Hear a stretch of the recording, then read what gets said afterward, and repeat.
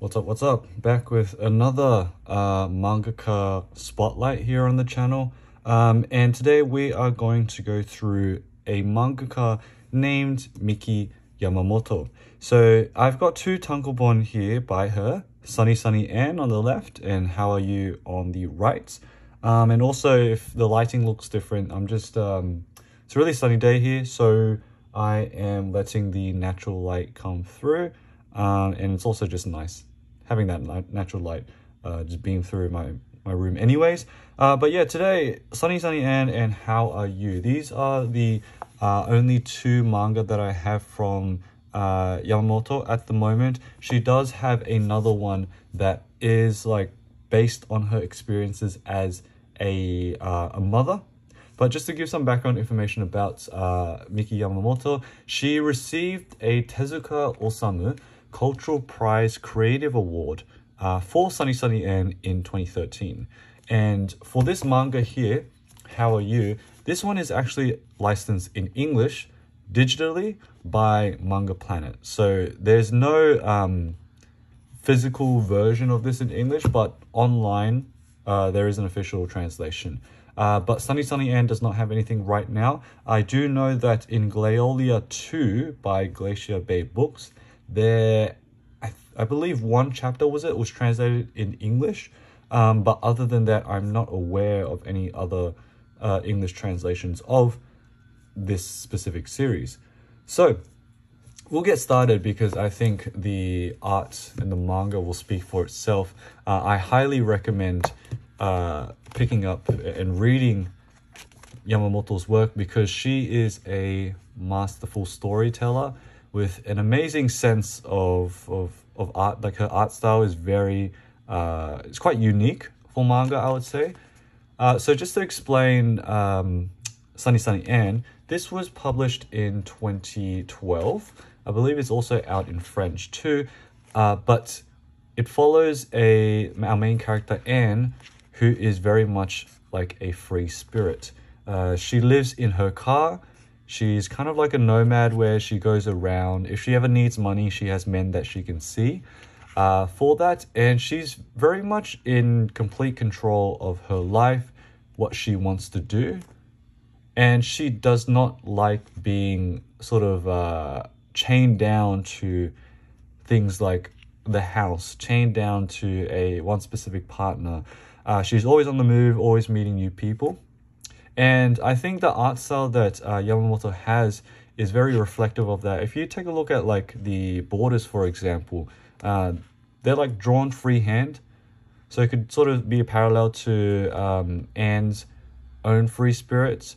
But essentially what this story is about is looking at her navigating her nomadic life because it's not easy, right? There's ups and downs, and there are definitely downs, which I won't spoil too much in this video.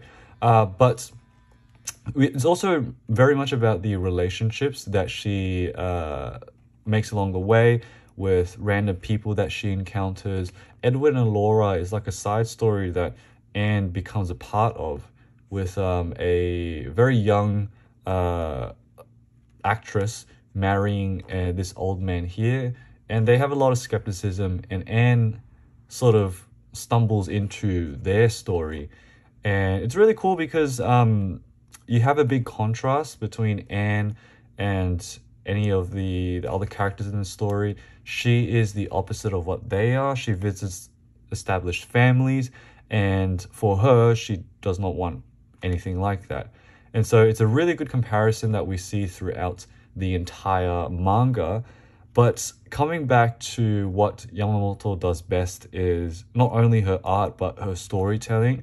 The way that she tells these authentic and very raw stories of all the characters in here is just so like real. It feels so real, and it does pull on your heartstrings because, you know, it is I would describe it as being bittersweet in a way, this entire manga, where you have your happy moments and you also have your downs in life and some traumatic moments as well.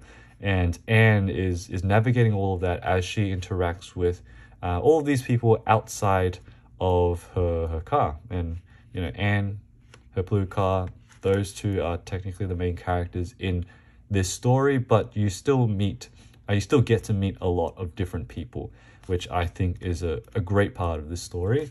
And yeah, so I don't know how to really classify this as a genre. It's slice of life, it's drama, but either way, Sunny Sunny Anne is really, I think, in my opinion, like a 10 out of 10. It's perfect for me if you really want a manga that dives very authentically into characters and relationships with people. Then Sunny Sunny Anne is, I think, a perfect one for that. So we'll move on to this next manga here, titled How Are You? This one was published in 2014, and it's got this cool silver, like glistening cover on the front. And this one is a very big one too. If you compare it to Sunny Sunny Anne, a lot longer, I think like 100 pages longer. But this one is kind of similar in the sense that it's both main characters are pretty unique. Their perspectives and insights are quite unique as well. So the main character of this book is on the front here. Her name is Lisa. And Lisa is like a foreigner housewife who's living in Japan. So she's married to a Japanese man, and they have a child. But what the premise of this is that we firstly start off with the depiction of their family, of how perfect they seem on the outside, and everything is quite, you know, normal to start off with. But the main plot point of this story that comes in very early on is that the husband over here, suddenly disappears out of nowhere. And we are never given an explanation to why or to how. And so the whole story is about how Lisa navigates this. Because, as I said before, she is, number one, a foreigner, but number two, a housewife as well. So if you think about her position and her situation, it is quite a heavy one. You know, she's still proficient at Japanese and everything, but despite being, like, there's nothing different about her compared to the other people of the community, but she's still kind of like isolated and outcasted. And I think that's a parallel we'll see with Sunny Sunny Anne as well, in that both of the main characters offer really unique perspectives, and the way that Yamamoto creates and expresses all of these struggles and experiences of these unique characters is perfect. Because this manga is more of a slow burn.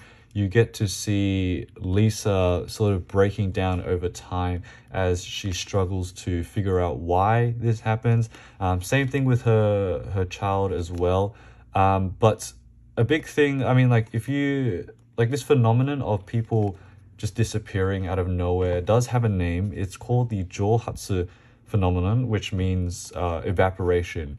And if you think of Japan, it is like a well-documented thing where a common reason for people to disappear like that could be due to work pressures from family, or just societal pressures in general, which have become too much to the point where they do feel the need to just escape and abandon literally everything.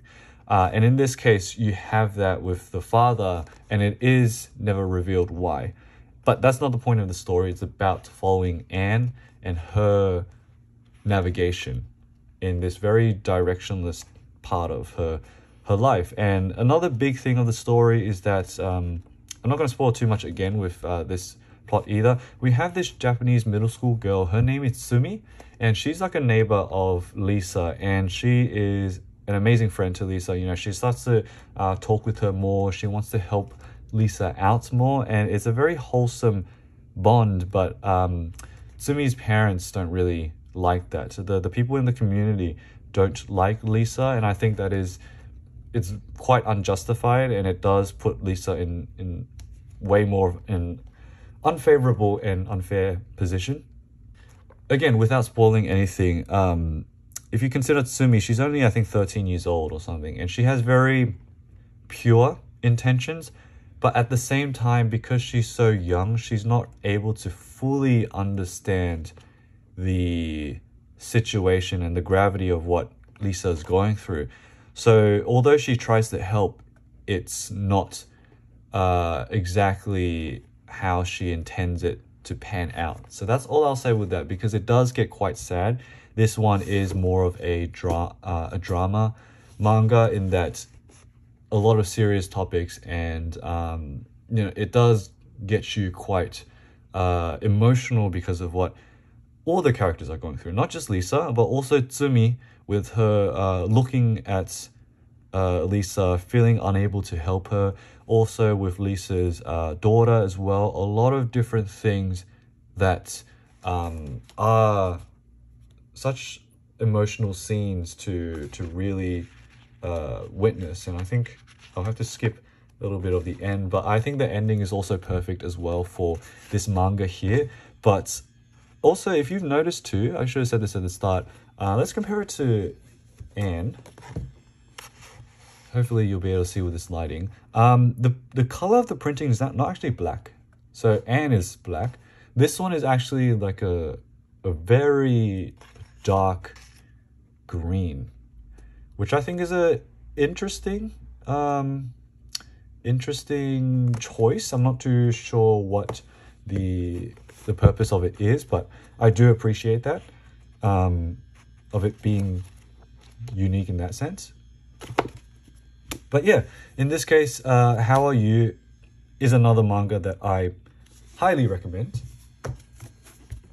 And again, the point of the story is not the disappearance itself.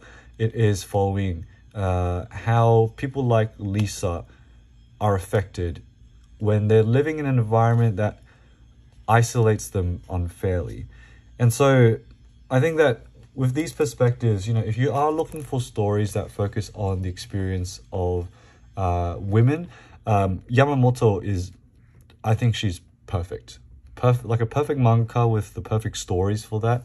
And in general, just the way that she writes her characters, it's so authentic, and I highly recommend for you to check her stuff out. But yeah, this one's a little bit of a short one just because there's only 2 manga that I have from Yamamoto, but she is one of my favorite mangaka of all time.